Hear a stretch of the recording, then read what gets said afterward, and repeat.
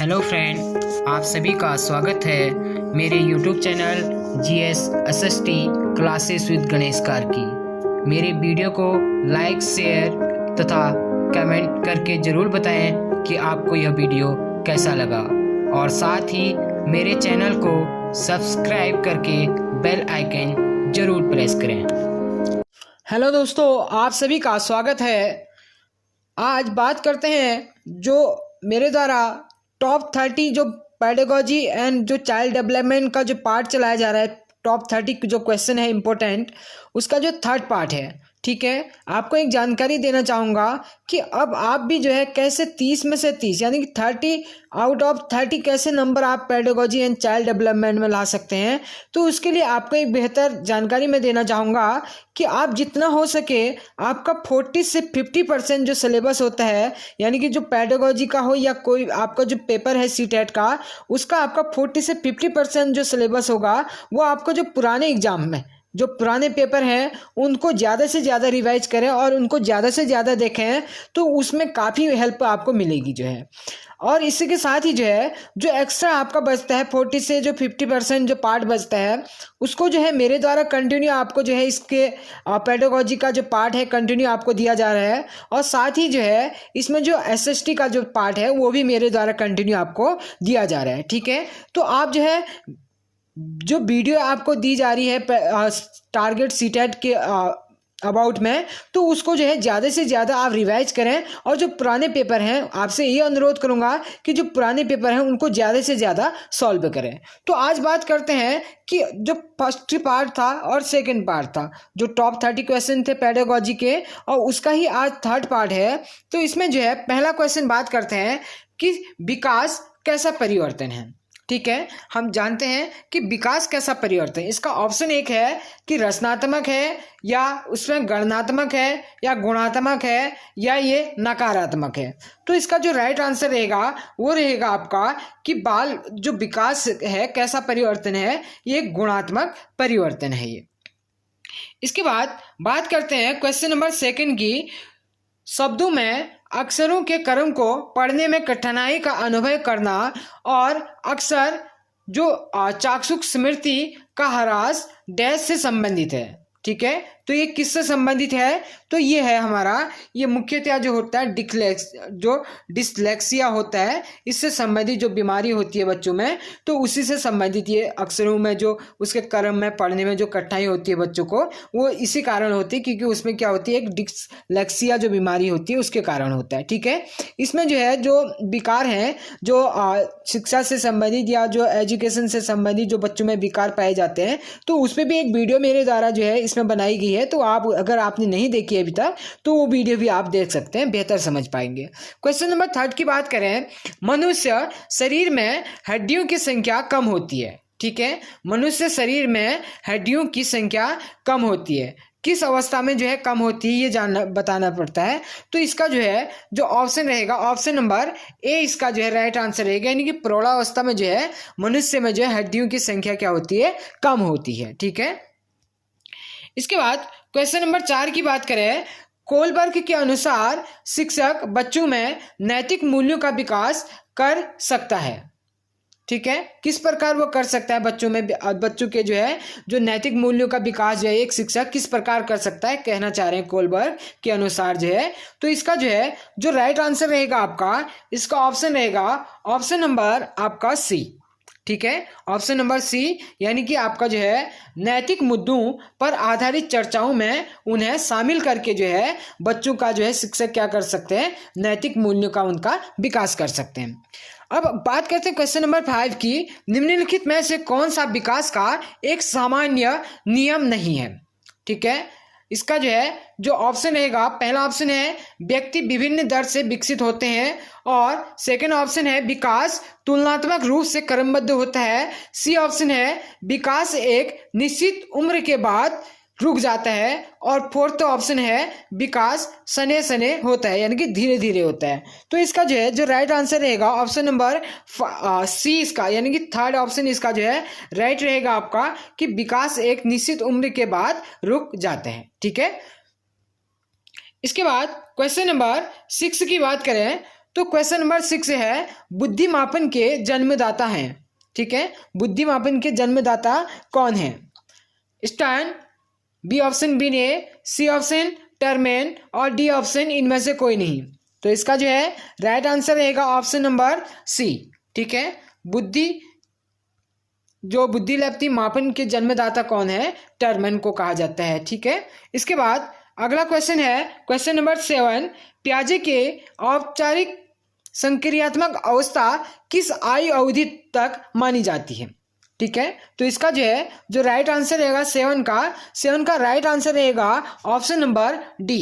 ठीक है, option number D, यानी कि 11 से 15 वर्ष की अवस्था में क्या होता है कि औपचारिक संक्रियात्मक अवस्था को किस अवधि में तक माना जाता है? तो वो माना जाता है 11 से 15 वर्ष की आयु तक के लिए।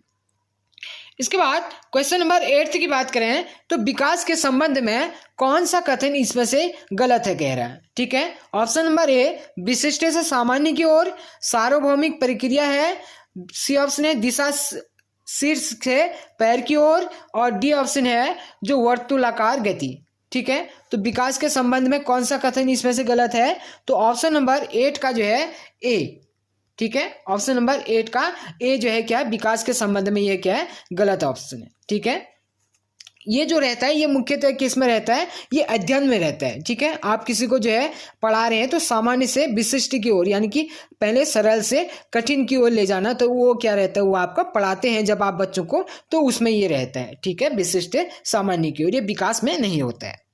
इसके बाद क्वेश्चन नंबर 9 की बात करें, बुद्धि के बहुकारक सिद्धांत का प्रतिपादक कौन थे? ठीक है, जो मनोविज्ञान से संबंधित जो भी वैज्ञानिक यानी कि मनोवैज्ञानिक थे, उनके जो भी सिद्धांत हैं, इसमें पूरा मेरे द्वारा एक वीडियो बनाया गया है सिद्धांतों पे, तो उसमें कौन सा सिद्धांत किस मनोवैज्ञानिक ने दिया था वो पूरा डिटेल दिया गया है, आप उसे भी देख सकते हैं अगर नहीं देखा है अभी तक।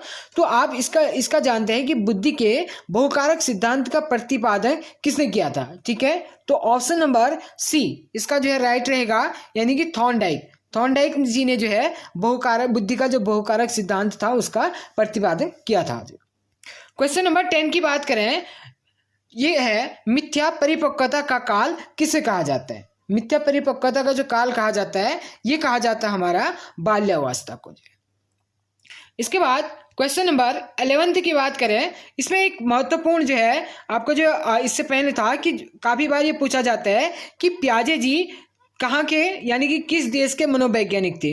तो प्याजे जी जो थे वो स्विट्जरलैंड के मनोवैज्ञानिक थे। काफी महत्वपूर्ण नोट है, ये भी आप याद रख सकते हैं। ठीक है, काफी बार ये पूछा जाता है सिंपली कि प्याजे जी जो जीन प्याजे जी थे वो कहाँ के मनोवैज्ञानिक थे, किस देश के मनोवैज्ञानिक थे? तो वो थे स्विट्जरलैंड के। क्वेश्चन नंबर 11 की बात करें तो ये रहेंगे राइट ऑफ एजुकेशन से संबंधित क्वेश्चन है, काफी महत्वपूर्ण है ये भी।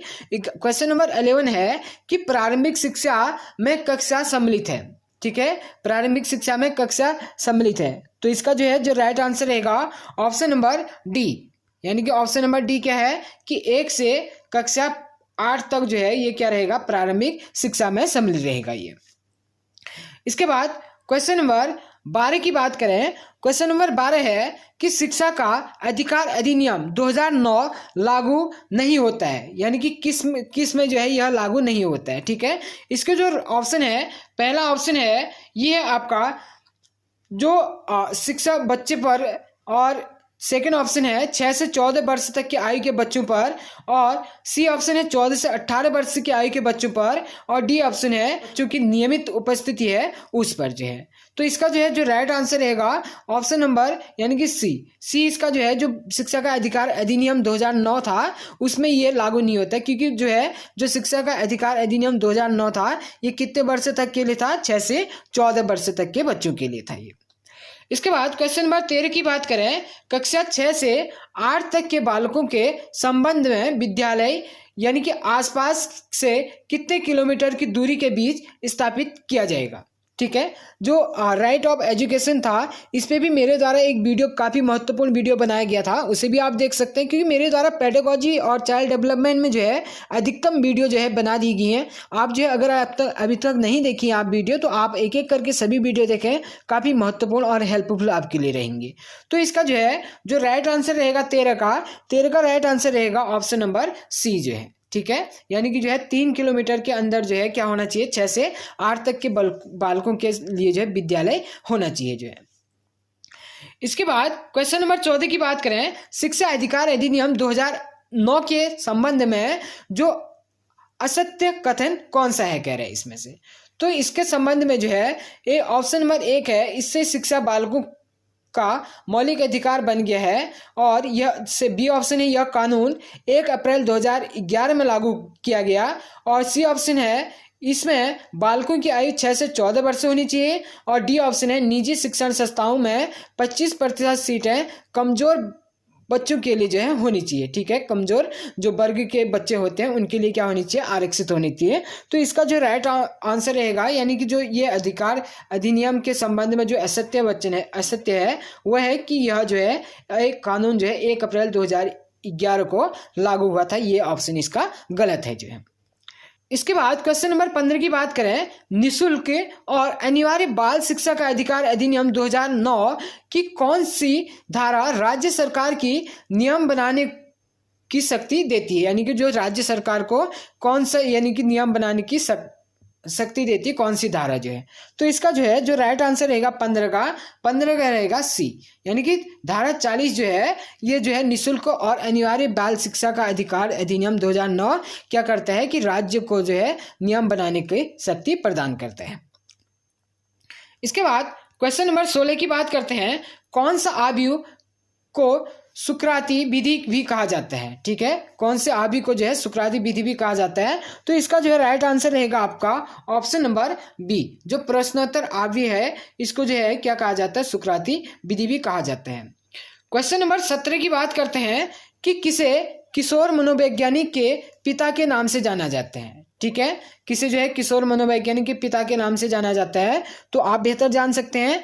काफी प्रसिद्ध मनोवैज्ञानिक हमारे हैं स्टैनले हॉल जो है। स्टैनले हॉल को जो है क्या माना जाता है, किशोर मनोवैज्ञानिक का पिता माना जाता है, क्योंकि इनके द्वारा जो है किशोरावस्था को ही क्या कहा गया था, किशोरावस्था को ही इनके द्वारा जो है सबसे जटिल अवस्था कहा गया था जो है, ठीक है। सबसे जटिल और कठिन अवस्था जो है कहा गया था किशोरावस्था को। इसके बाद क्वेश्चन नंबर 18 की बात करें, आधुनिक मनोविज्ञान का अर्थ है, आधुनिक मनोविज्ञान का क्या अर्थ है जो है इसमें जानना चाहेंगे। तो इसका जो है राइट आंसर रहेगा व्यवहार का अध्ययन। आधुनिक मनोविज्ञान का मुख्य अर्थ जो है वो है व्यवहार का अध्ययन करना।